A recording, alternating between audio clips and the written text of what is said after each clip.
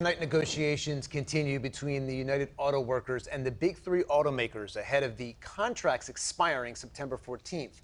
UAW President Shawn Fain has said the union will not grant an extension on that deadline. A couple of weeks ago, members of the UAW voted overwhelmingly to authorize a strike if a deal is not reached before that deadline, meaning the pressure is on in these final days to find a compromise in the event of a strike. The impact would be felt far wider than just at Ford, General Motors, and Stellantis. Joining us now to help explain the impact a potential strike would have on the supply chain is Stephen Melynk, a professor of supply chain management at MSU Broad College of Business. Thank you for being here tonight. My pleasure. So how big of an impact would a potential strike have? What industries would be impacted the most?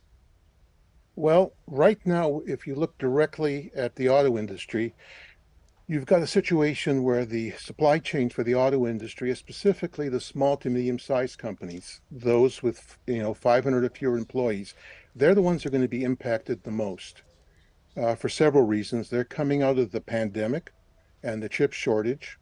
And typically these have problems in the sense that they're financially weak. They don't have the lines of credit resources, and when faced by this, they may not have the business. So what's going to happen, what may happen is we may encounter phenomena such as silent bankruptcies, which is these companies just simply decide to shut down, which means you have a lack of suppliers. Or they may go to other industries. We are now faced by a situation where other industries are demanding some of the very same capabilities that you find within the auto industry. For example, the American Department of Defense is now trying to rebuild their infrastructure, and they're actively recruiting firms. So what you have is in Michigan, which is going to be hurt the most, you're going to start to see that we may have companies going bankrupt.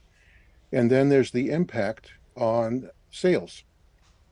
Unlike the previous strike, where there was a far better inventory of cars, this one around, there's not as much inventory, which means if the strike is over 10 days, you're going to have stockouts, which means cars are going to be in short supply, combined with higher interest rates, which means you're going to put dealers in a position and consumers in a position where there's fewer choices, higher prices, and it's going to drive demand down.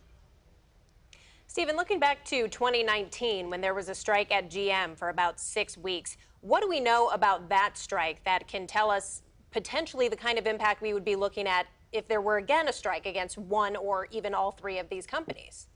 Well, on one hand, you want to compare them and say they're similar, but there are some really interesting differences. In the 2019 strike, the inventories were far higher. Right now, typically car companies would like to have more inventory in the pipeline than they are. For many brands, we're dealing with under 50 days worth of inventory, which is not a lot of inventory, which means you can burn through that fairly quickly.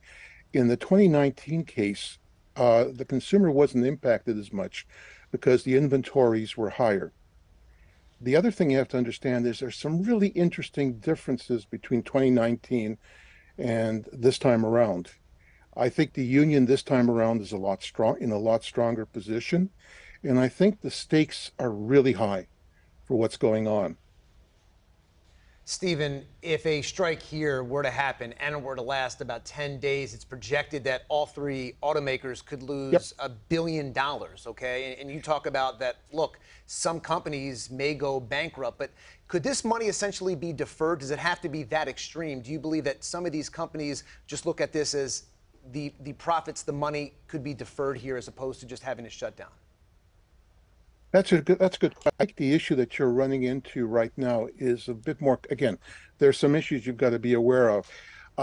Right now, you've got a tight, Ford has argued that, if you look at issues such as profit sharing, et cetera, then the gap is not that big. But I think in this case, what you've got going on in terms of the union is they're taking a position which says, we have lost significantly since 2004. And if you look at the data, it has. So you've got a new union leader who's a bit more aggressive. You've got this feeling that the union has been around to help the big three, and they have not responded. And on top of that, you've got a situation where you've got a tight labor market combined with, if you had to pick a timing to have a strike, this would be the best time to have it. You mentioned lower stock, consumers might have fewer choices. If there is a prolonged strike, how else might your average person be impacted by this? Well, don't forget, not only do you have the problem with strikes, but if there's a longer strike and it affects, think about Michigan. How much of our economy is tied up in the auto industry? If there's a long strike, then you're going to have suppliers who are going to go idle. That means that you're going to have companies which are going to be laying off people. That means you won't have as much income. Then you have the firms which service the suppliers. It will ripple through. If it lasts beyond 10 days, if it lasts into 40 days, you're going to start to see impacts that affect not just simply suppliers, but also the industries that serve the suppliers and the industries that depend upon the income that's paid to the suppliers.